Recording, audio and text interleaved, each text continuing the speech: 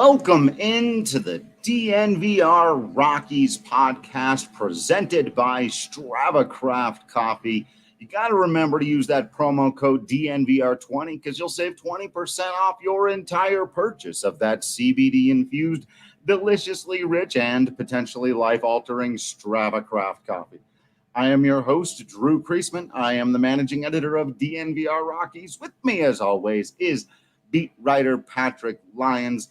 At the very end of this episode, we want to get into a little bit of discussing about the AL playoff picture, do some of that for you. Some of you may not be quite as interested in that, but some of you may want to know what thoughts we have going on outside of Rockies baseball. So we'll share some of those with you at the end. Plus, it's going to be a fun and incredibly weird postseason for baseball. So we've got to talk some about it. We're never going to have another opportunity. Well, hopefully, Patrick, we never have another opportunity to talk about another one of these. But before all of that, we figured we would go over some of the silver linings for your Colorado Rockies in 2020. I figured we'd do this for a couple of reasons. One is there's a lot more on the negative side to pour into, obviously, right? And we're going to have a lot more time to do that. And the negative side is also almost always like, right, it's a two-part conversation. Well, this didn't work, so what else needs to happen? So we can have those conversations as we go throughout here. But I figured it would be maybe nice, maybe a little bit relaxing, maybe a little cathartic, maybe a little bit just, can we think about some other things and remember a few bright spots? And Drew, why did we even watch these 60 games? Patrick, why did we even watch these 60 games of Colorado Rockies baseball? Well, there were a couple of things that you learned and a couple of fun things you got to bear witness to if you were a Rockies fan who dug it out with your team this season. And we watch for those highlights, right? We're going to talk about the highlights and ignore the lowlights for right now. It's what the next 3 to 4 months are for, possibly. For those. But yeah, we watch for the highlights. We watch for those moments where you say, wow, that is just an amazing feat. That is an amazing accomplishment. I mean, anytime German Marquez just picks up a baseball and throws it 96 miles an hour is already amazing. But when you see, tens of thousands of pitches and even in a shortened season, there has to be something more than that stands out, because that's just commonplace baseball, right? Throwing it that fast and trying to win those matchups. So there were a good share of highlights, probably a lot less than most seasons. And a lot of that happens to just do with the reduced length of the season. With only 60 games, it was essentially 1/3. So every game was worth 2.7. So you may have seen 5 or 6 fantastic Nolan Arenado plays that stood out. Well, normally you get 15 to 18 because that's how the math works. Right. Well, I'm glad you went there, because that's actually where I wanted to start. And it's the perfect example of the silver lining, right? You said earlier, we're going to ignore the lowlights a little bit. And we're not going to talk at all about, I've said my piece on Nolan Arenado's offense and the injury, and we keep having and we'll continue to have the conversation about the contract and all the other stuff. Let's take just a moment to appreciate the fact that in this shortened season, was it 15? I thought the number was 15. I was trying to track it down. Yeah, 15 defensive runs saved in Major League Baseball for Nolan Arenado, who we know played almost the entire year hurt, and it definitely impacted his offense, but still was, according to this number. Now, I have to give the caveats when they're bashing the WRC plus of the guy or they're doing, certain things, and I say DRS in a small sample size can be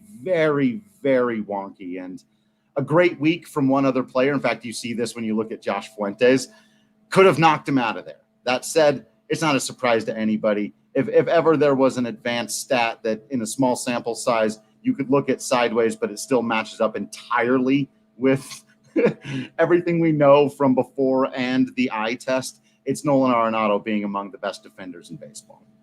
For sure. It's a real treat watching him play. And there's so many play.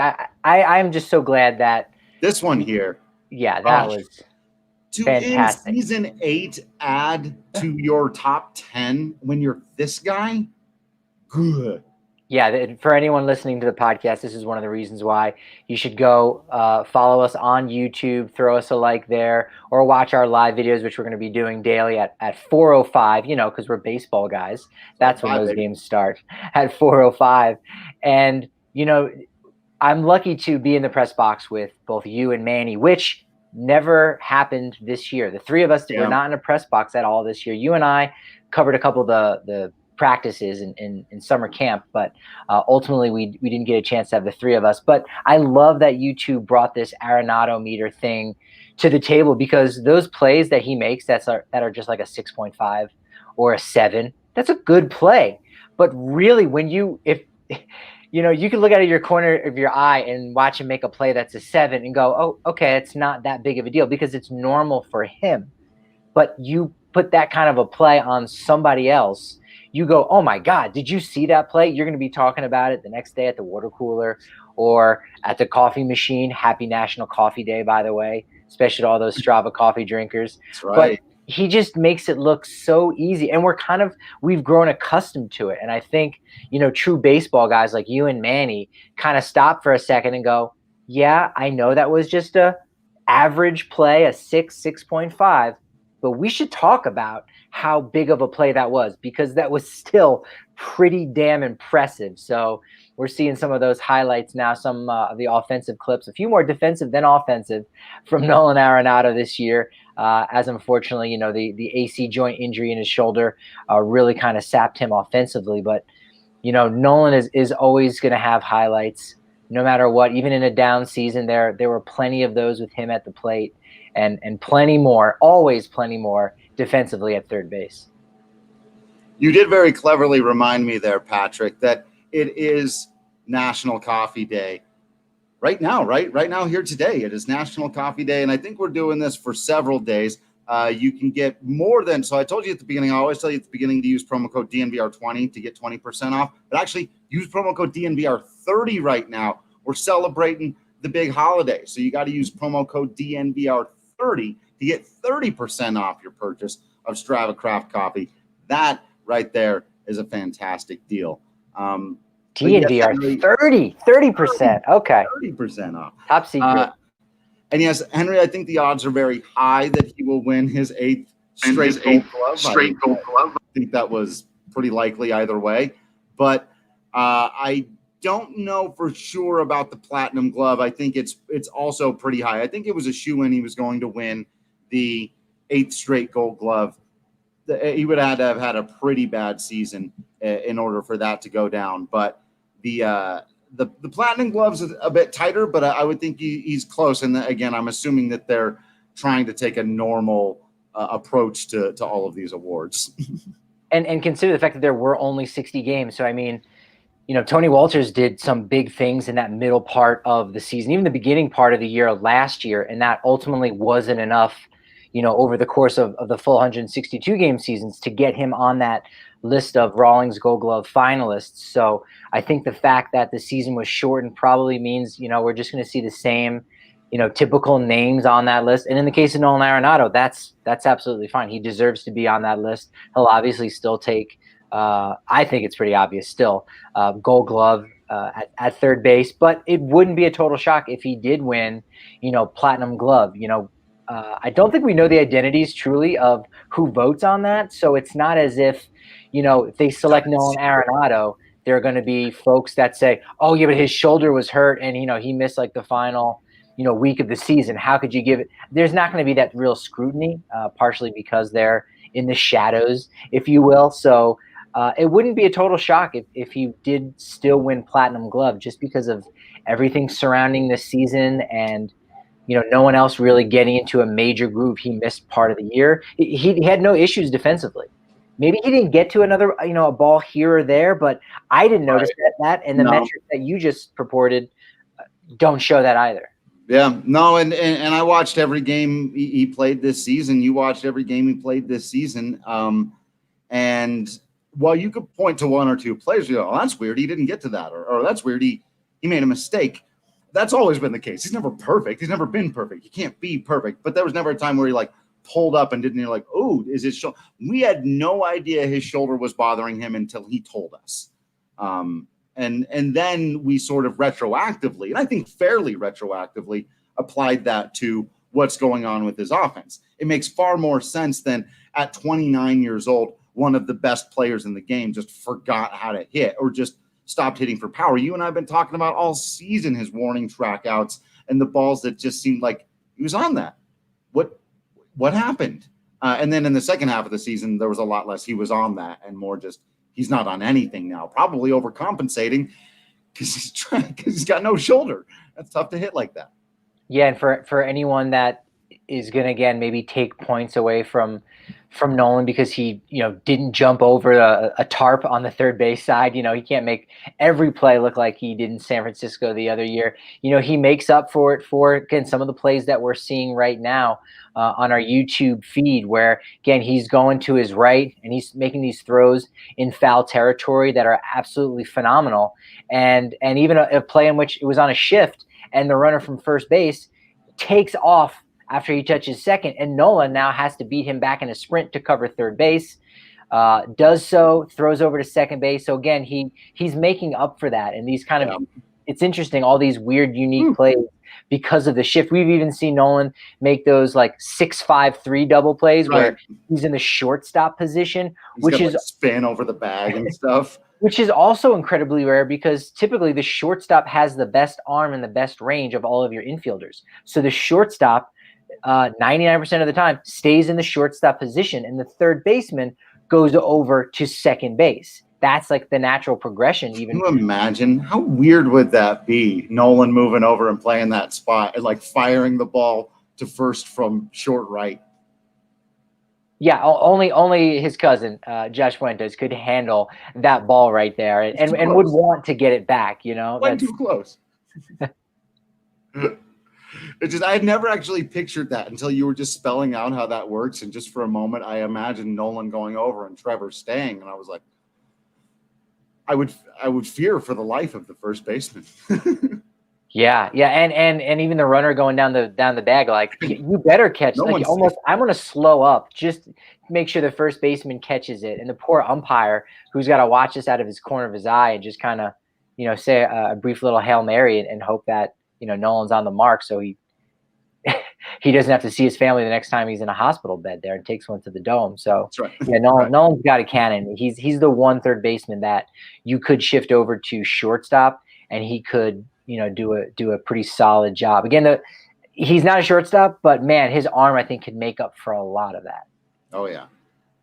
So, surprise, surprise, Nolan Arenado, good at defense. Toast your next Breck Brew to that. There's some things in life you can just count on. You can take your Avalanche Amber, your Hot Peak IPA, you can toast it up to the sky, and you say, I don't know much about what else happened in 2020.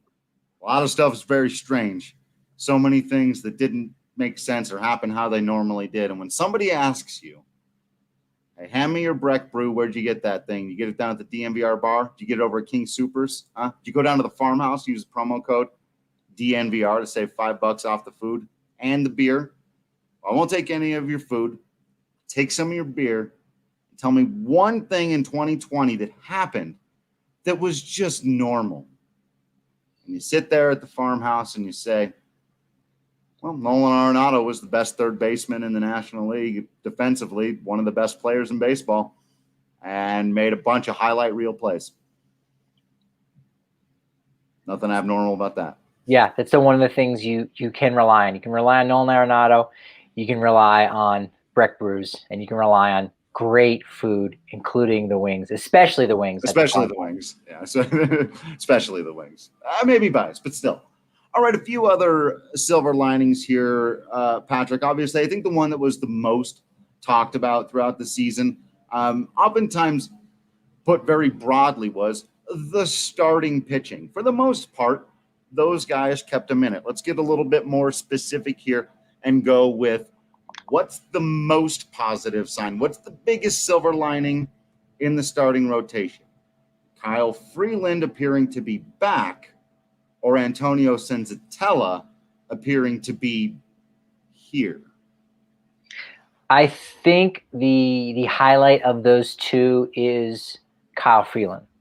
having returned, because I think we saw plenty of glimpses of what Antonio Senzatela could do as a starting pitcher. And it was really about, about rebounding from those downs, right? Like he's had those ups, but it's the downs I think that has probably detracted from a lot of his numbers in the past couple years.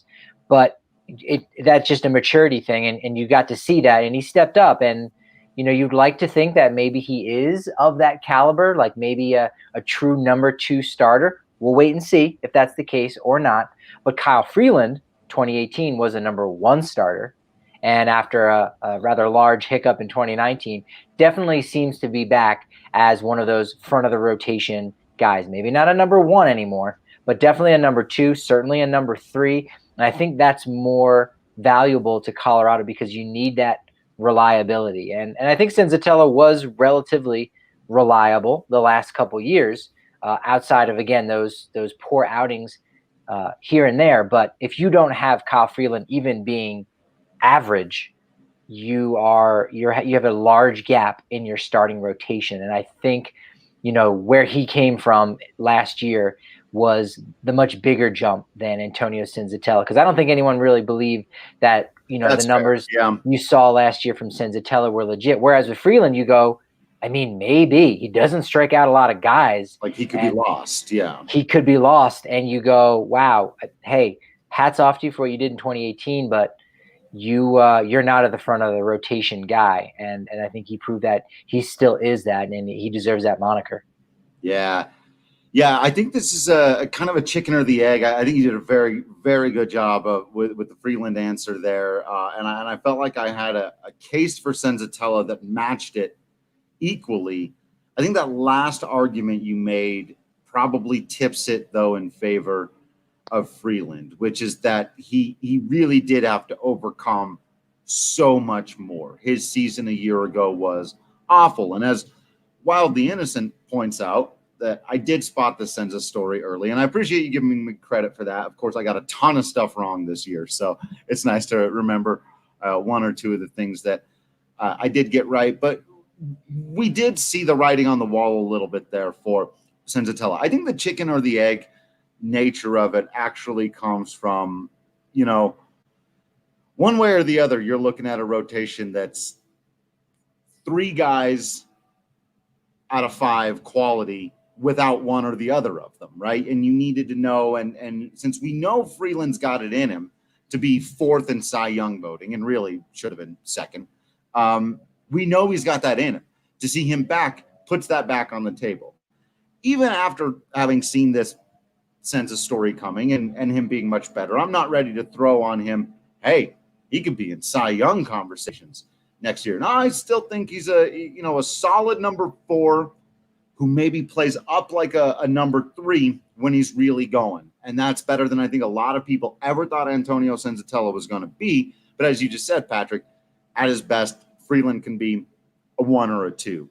So I was always expecting Freeland to come back and solidify that top 3 with Marquez, Freeland, and Gray. So I think in my mind, I've just always pictured Senzatela as the 4th ingredient, right? And I've always viewed the biggest key for the Rockies being you got to have 4 guys who can pitch. The 5th spot can be a bit of a question mark, preferably not as big of a one as it was this year. Chichi Gonzalez and, Castellani did his part, but once he became the 4th guy and it was Chichi and Santos and find a body and throw him out there, it got real ugly in a hurry.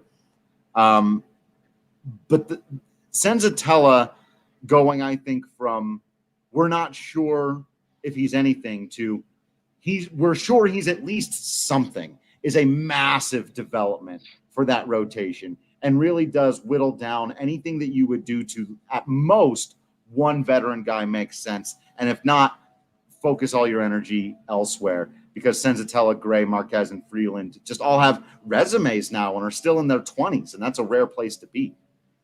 Yeah, and those Senzatela definitely had the better year of the 2. Sure. And I think that last start against Arizona, 2 and a third innings pitched, I think it was 6 runs, kind of jacked up Freeland's ERA. So even if you want to say they were about the same, because Freeland did make that 1 extra start, you're talking about 2 guys who basically performed, 2 spots better than we had anticipated to start the season. Antonio Senzatela was a number 5 kind of guy. Now, granted, in this rotation, he was 4th, but he was like a number 5 guy, you would think, on a good team. Pitched like a number 3 and maybe has room to grow, but he was a 5. He pitched like a 3. Kyle Freeland, you go, he can't be as bad as he was last year. He's a number 4, pitched like a number 2. Again, they both jumped up 2, but there are a lot less number 2 starters in the world than there are number 3 starters. And that's why, in this question, Freeland gets my vote as being, the better highlight. He shut out the San Diego Padres in their house in 8. Like, that's just, yeah. The 2020 World Series champion, that's San Diego Padres, shut them down. Shut them down. So, yeah, and then, Marquez, I don't think you get to file under silver lining. Marquez just was there, fine, was kind of a middle-of-the-road expectation of what you could hope for, maybe even slightly under the middle-of-the-road expectation for what you could expect out of Marquez.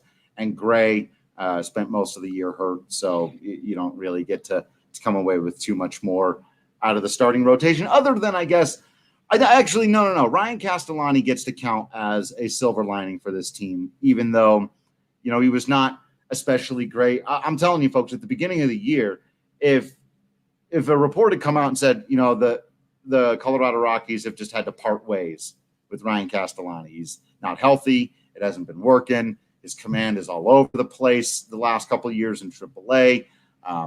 We didn't know anything about the kid, but if there was some other report and they don't like his attitude, so he's gone or something like that, which I'm just saying, if that report had emerged, I would have been like, yeah, didn't seem like it was working out for him.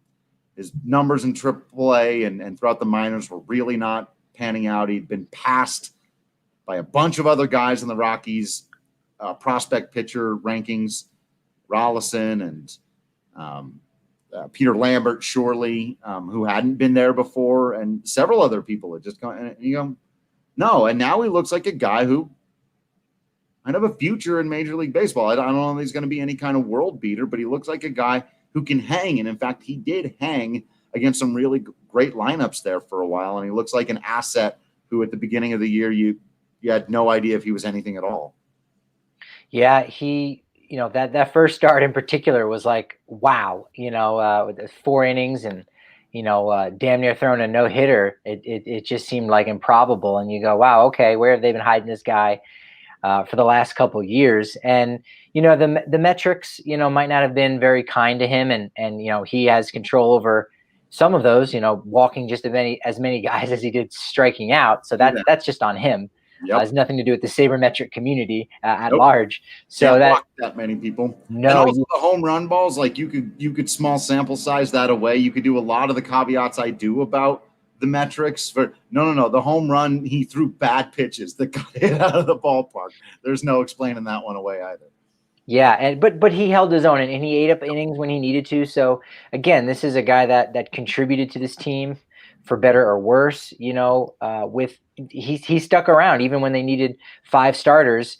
He was still in that conversation. Even when they lost Gray, it was like, okay, imagine if Castellani wasn't there. Now again, not a world beater, right?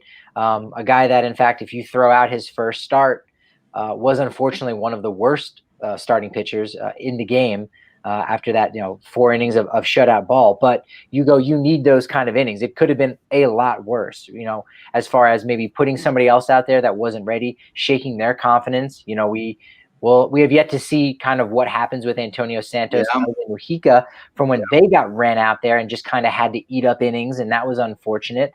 So, that could take its toll mentally on a guy. Ryan Rollison, if you trust the front office, he wasn't ready. So again, you put him out there and he's not, his confidence gets shaken. Or, if he's having arm issues or just isn't ready to pitch at the major league level, could go out and get hurt and you have a major setback. So, say what you will about him just being a body, but I think he was a lot more than that, and definitely gives you something to dream on, especially with the comparisons with Max Scherzer. So maybe you come up, you get a taste, you get your what handed to you, and you go, okay, now it's time to go back to the drawing board a little bit, work on some things, be like Scherzer, come 3 quarters, do your thing. But now it's about sticking around. Josh Fuentes said at the end of last year, hey, I finally made my debut. I finally got in some meaningful games late in the year in September, meaningful for him at least. And now the next step, like all the guys in that clubhouse say, they want to be a regular. Well, Ryan Castellani got that taste, and now he needs to make just as big of a leap, if not bigger, to become an everyday starter in the Colorado Rockies rotation. That's a great comparison, Patrick, because to the point you made earlier, and I'm not expecting this kind of transformation, but Josh Fuentes was, by the numbers and in a very small sample size, one of the worst players in baseball last year when you took that sabermetric approach to it. But he was able to do that thing that you just said, and we don't know if Castellani's got that in him. We're going to have to tune in and find out. I'd like to see him pitch off of that slider, actually. I think that slider is his real major league weapon, and I think as a reliever down the line, because I thought his fastball was better in those last several outings, not to dive too much down, because we'll go player by player down the Castellani hole, but he was topping out at 92, 93. He's really not, and I thought he had 95, 96 in there. Maybe not all the time, but in there. And he didn't appear to have that. The slider, though, got some ugly swings out of some great hitters. You can just only do that so many times over 4 innings. Over 1 or 2, work off of the slider. But you can't walk people and you can't be home run prone if you're a reliever. Those parts of the resume have to totally change. But that comes with the mental part you're talking about of reevaluating who you are as a pitcher and how you beat people. Because maybe your fastball was good enough to beat those AA guys, but it's clearly not good enough to beat some of these guys. So you gotta do something else. Yeah, we might not be able to use the argument of, hey, it was only 60 games for everything to write off, any and all bad decisions or poor performances. But I think in one way we could, possibly do that for guys that had such a down year. Because you say, well, what if you have a full spring training? What if you have more innings under your belt in meaningful games, in actual competition against other AA or AAA hitters? So, we come back, this time next year, we could be talking about Ryan Castellani, who maybe he only, is in the rotation for the second half of the season, but has a much better year in 2021 because of what he was able to work on and develop down in Albuquerque, assuming we have a minor league season in 2021. Sorry. We got to make certain educated guesses about the future at this point. Let's do a few of the others. We can make this part of it pretty quick, I think, Patrick, because the position player silver linings that we have not yet discussed are basically what you and I have been talking about on this podcast the most for the last several weeks as we've been reaching for things to discuss in 14-2 losses and stuff. And so obviously I think the biggest ones have been, if you're, talking about what did we learn, revelations, you say, well, silver lining is Trevor Story. It's really fun to watch him hit a bunch of home runs. That was awesome. Charlie Blackmon hit 400 for the first month. That was neat. But we knew those guys can do those types of things. It really is Raimel, Tapia, and Josh Fuentes, whether or not you believe this is the new them and these guys are going to hit 300 moving forward. Not necessarily, but I think both have proven to you that, to go back to use that phrase that we used for Castellani, but much stronger, they can hang and they can at times excel against great competition in big games. Fuentes coming up with those big 2-out RBI hits. Raimel, Tapia being a pest against everybody. One of the things that comes with being so consistent, we've talked a ton about Tapia's consistency, so I don't want to throw the stat at you all again. But one of the things that's included with that is whoever's on the mound. Clayton Kershaw or Dinelson Lamet or whoever's hot that year, dude's still getting his hits.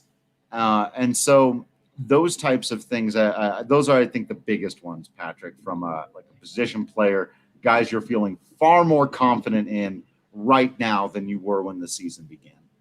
You absolutely have two gamers there, and Tapia is obviously further along in that development than Fuentes, both about the same age. I think even Tapia might be, slightly younger than Josh Fuentes. I was speaking with someone recently and they were shocked, wait, he's 27 and a rookie? Yeah, those things can happen when you don't get drafted and you languish in the low levels of the minor leagues before you kind of find your identity, which Fuentes was able to do. And he was able to continue that identity with the Rockies this year in 2020 because the kid is just absolutely a grinder. He's got, the Arenado DNA in his blood there, and really showed that, he's a guy that can contribute to this team. Now, you might not want him as the starting first baseman. You may want him more as a guy off the bench. You would hate to kind of plug him into the Pat Valaika role because, unfortunately for Pat Valaika, that never really worked out for him with Colorado, but it certainly did in 2017 in a major way, and it helped the Rockies out in a major way. So even if you relegate Fuentes to a Valaika-like role next year, well, again, if he's hitting all those home runs off the bench and sparking those rallies and coming in as a late defensive replacement, if you've got more of a lumbering first baseman that you sign or trade for, well, again, overall, that's making your squad that much better. And having Tapia going out there every single day, whether he's batting at the top of the lineup, batting down towards the bottom as like a double leadoff, which is something that we haven't really seen. That's something that's an idea and a concept I love.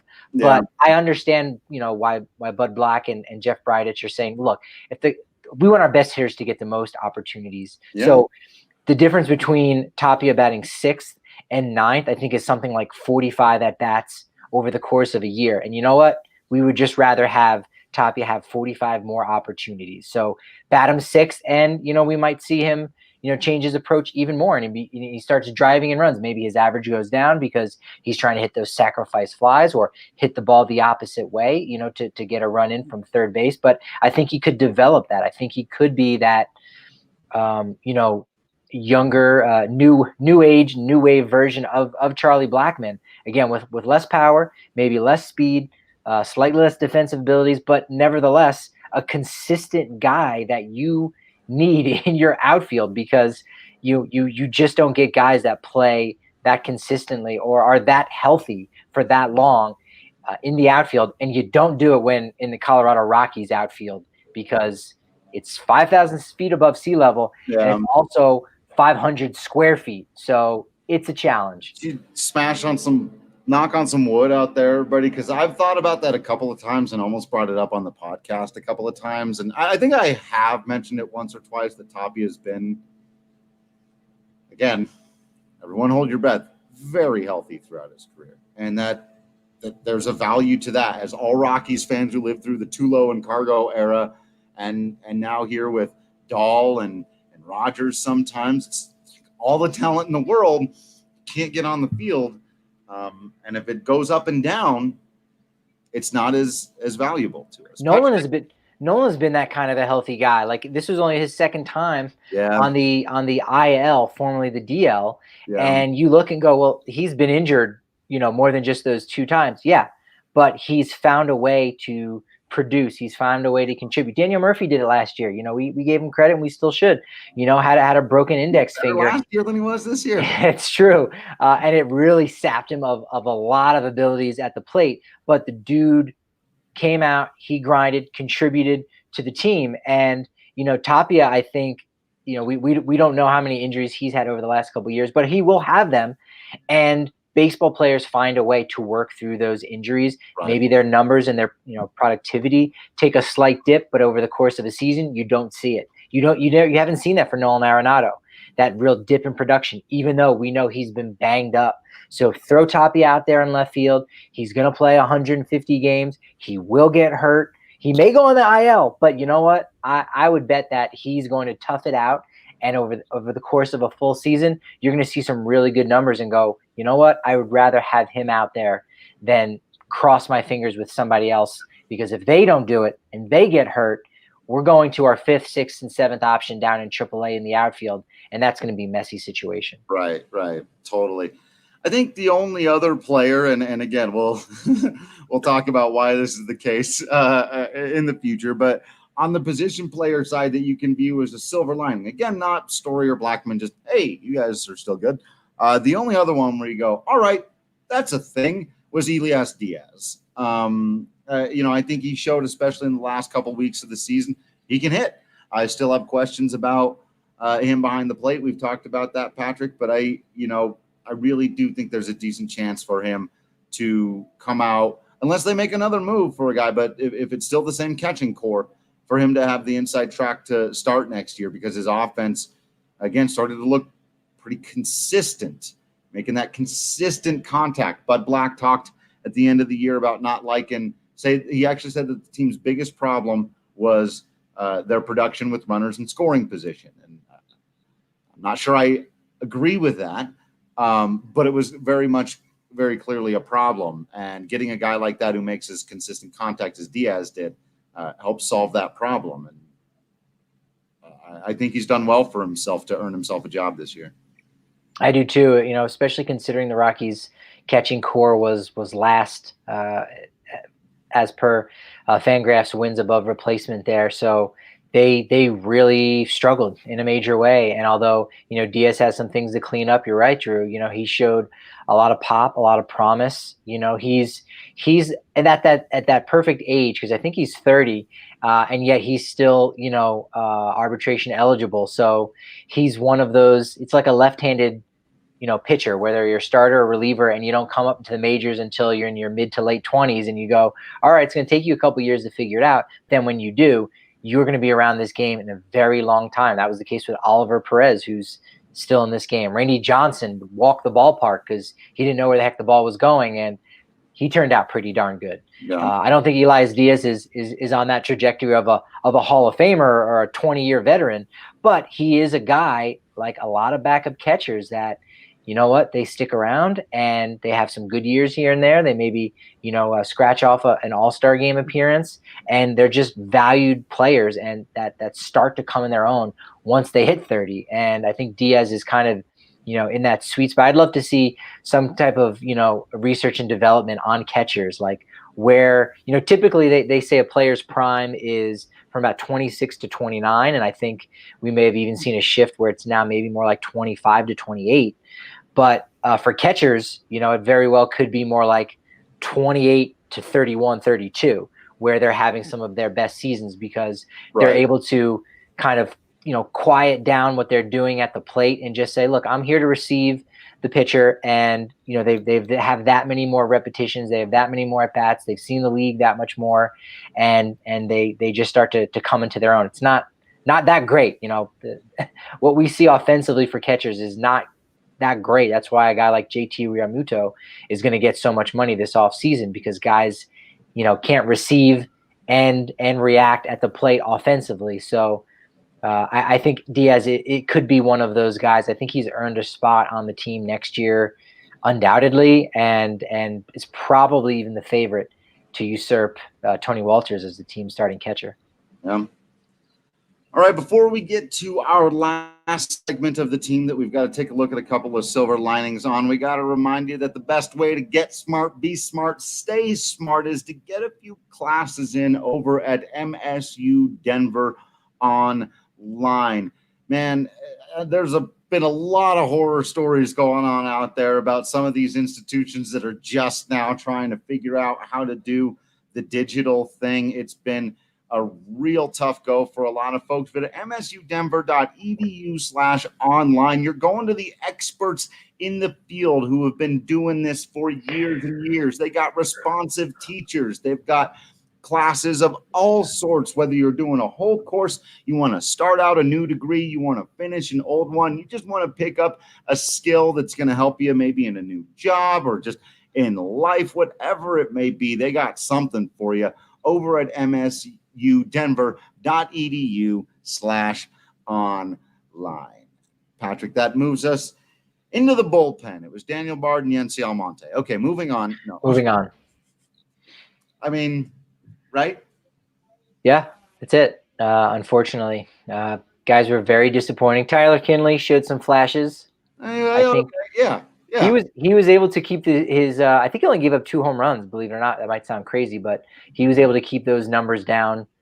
But yeah, it was not good. It was the worst I think bullpen ERA that the team has had in team history. Yeah, I mean, again, 60-game thing, but yeah, right, yeah. It was just bad. Daniel Bard, great story, really great story, and we both said many, many times that we hope the Rockies can figure out a way to bring him back, and think that there's probably a way for them to do that. And also that, Yency Almonte is a guy we've talked about a lot, even going back to when he was a starter in his minor league days in the organization. And he had some ups and downs, absolutely, his first couple of years and trying to figure it out. And he's another guy that at the beginning of the year, I think if you told Rockies fans, hey, the Rockies have parted ways with Yency Almonte, there would have been zero outcry. And by, the middle of the season, there was outcry when they went to anybody except for Yency Almonte. Yeah, he was an important bridge, to get to Daniel Bard. And those guys, their numbers were kind of neck and neck across the board. And, I think that he's represents, a real interesting piece next year for the team, that being Yency Almonte, just because, if you can bring in some other bodies to compete, and you think, okay, maybe Jairo Diaz is going to be able to bounce back a little bit.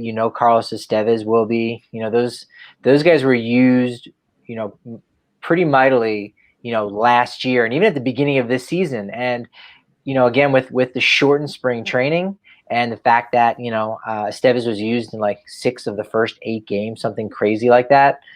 I don't know what kind of impact that had on those guys, but they're gamers, and I know they're going to come back and be, vital parts in the bullpen. You certainly can't say, hey, I think we'll still have, Diaz and Estevez in some order in the 7th and 8th. You can't do that. Can't do that. But they'll be on the roster, right? Sure, and I'm not even sure that you can even say, Daniel Bard is your 9th inning guy, because especially if Scott Oberg's healthy, he could come back. And really, the whole bullpen, and that's the unfortunate thing. And we'll get to those unfortunate things at another time. But the whole bullpen could flip, and you go Bard and Almonte next year, just don't get the job done, and it's Kinley, Diaz, and Estevez, and those are the guys that save the day for the Rockies. That wouldn't be a shock. Right. So on one hand, that would not be good for your 2 most reliable relievers this year to choke it up next year. It would be good if your worst relievers came back and rebounded and did really well. It's a story of Adam Ottavino every other year. And bullpens. It's the story of relievers and bullpens. You got to get some warm bodies out there. All right, Patrick, let's wrap this thing up talking a little playoff baseball. They out there playing today. Giolito didn't finish that thing off, by the way, did he? I'm not sure. I know the White Sox did win 4-1. That was the easiest lock of any game we're going to have this offseason, particularly because the White Sox were 14-0 against left-handed pitching this year. Even Tim Anderson said, I guess they didn't do their scouting on us because they threw out lefty Jesus Luzardo for game 1, and they lost 4-1. So that was pretty obvious there. But yeah, Giolito was flirting with history there. Did fantastic in 7 innings, and now you got Dallas Keuchel also going in game 2, I believe. So that was one that although the A's are the better team, I think in a lot of ways in this short matchup, I think it definitely favors the White Sox just because of those 2 horses they have at the front of the rotation, and the fact that, again, you throw left-handed pitching against the White Sox, they're going to mash. Yeah, it's looking like maybe another first-round exit there.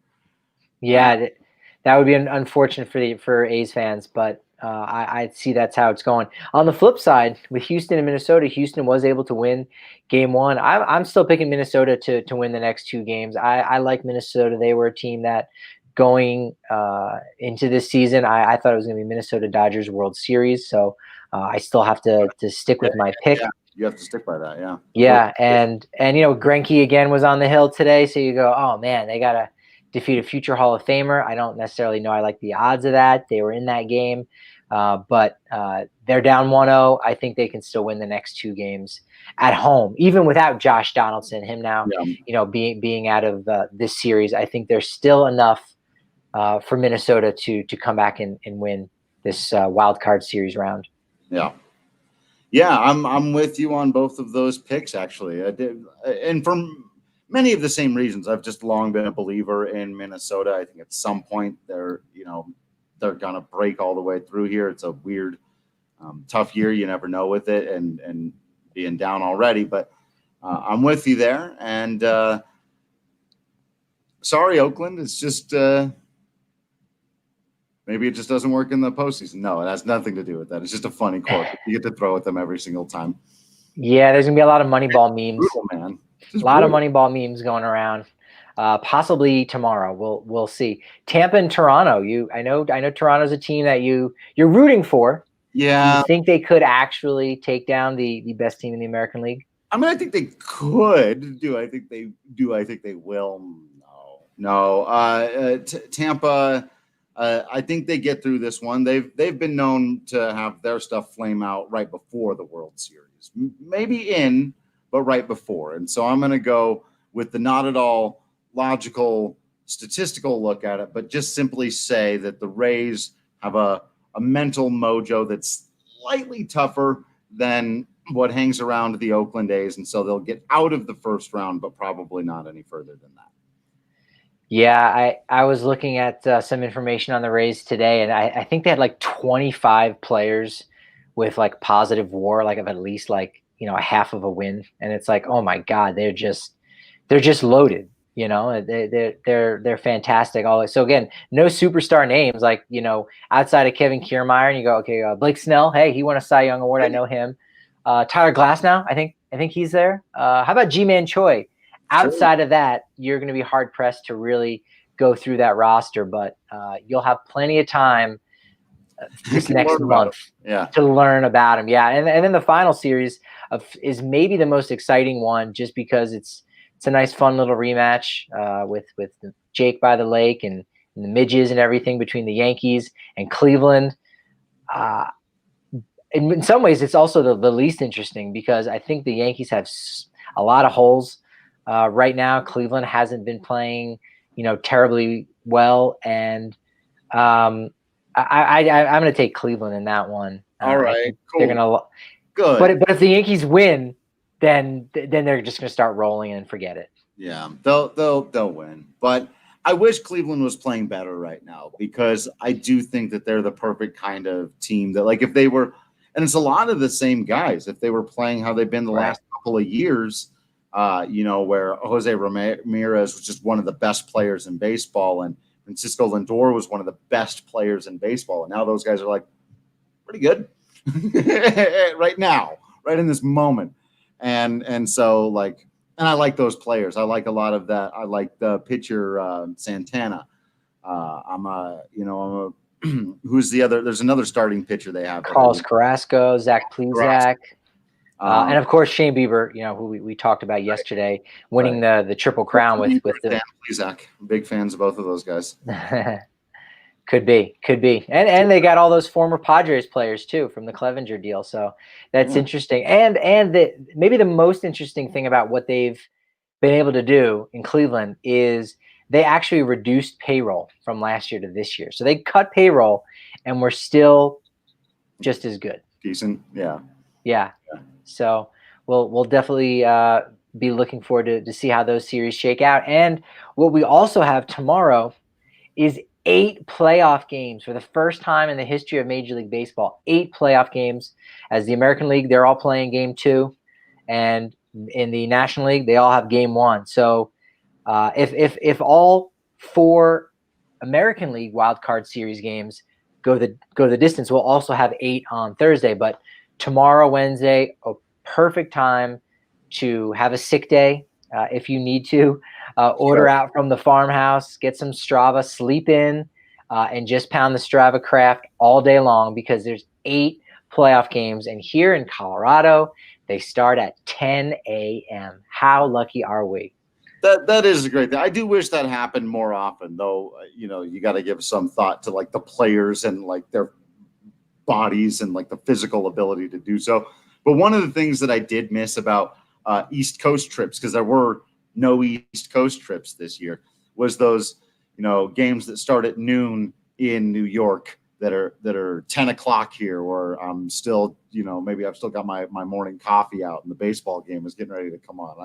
I love that feeling. There should be morning baseball, maybe. No, it'll kill the players, Drew. It'll kill the players. I love morning baseball. And no one will be watching, especially if it's during the week. No one can watch it and everyone will hate it, but I enjoy it.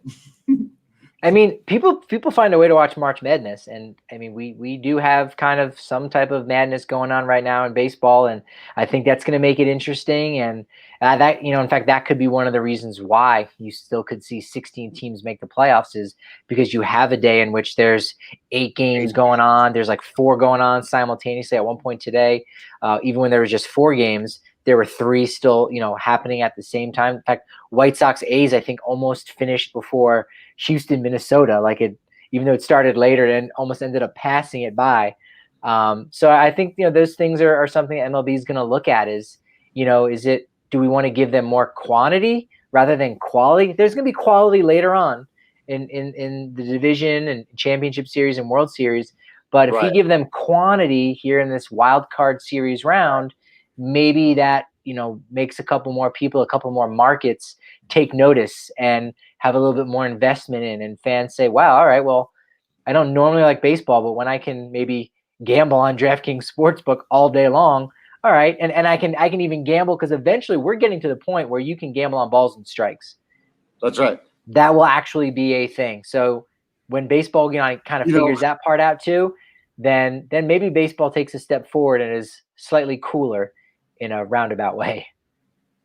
You know what happens the day after they make it legal to gamble, or they make it possible and common to gamble on balls and strikes? You know what happens the very next day, Patrick? What's that? The implementation of a digital strike zone. Yeah. The gamblers will not allow that. No, absolutely. I'm not going to lose $10,000 because Angel Hernandez can't see where the bottom of the zone ends. So when you said it, my first thought was ew, and then my second thought was no, because remember the power that gamblers have. Well, when MLB came, put together the deal with Mandalay Bay, I think it was even last offseason. That was kind of the number one thing, is that that's the biggest sign that we are going to have, the electronic strike zone, as it were, just because there could be lawsuits that brought down, and even though I don't think they would have any weight, you just don't want to be dealing with those kind of headaches of according to the law and according to this graphic here and according to yada yada yada. You just don't want to deal with those headaches. And if we have a system in place in which a computer is calling balls and strikes, then it makes it a lot easier for a computer to say you won and you lost. Right. And no one gets to debate it. And that's what I love about it. Well, I'm glad we got to throw that on the end of this conversation. Thanks, everyone, for hanging out with us. Like Patrick said, 8 baseball games tomorrow. We're going to be watching some, but probably not all of them. Bits and pieces of as much of it as we can. We'll be hanging out with you. And as Patrick mentioned earlier, we're going to start doing these. We've landed on the time. It's 4:05, very baseball time for you, Monday through Friday. Come and join us. Hang out with us on Facebook, Periscope, on the YouTube channel. Give us a subscribe. Click on that bell icon so that you know when we're going live. Hang out with us. Subscribe to the DNVR.com. Follow on social media. You know the drill by now. We only ask that you be absolutely awesome. We will continue to be absolutely Patrick Lyons, Andrew Creasman. And until next time, we will see you at the ballpark.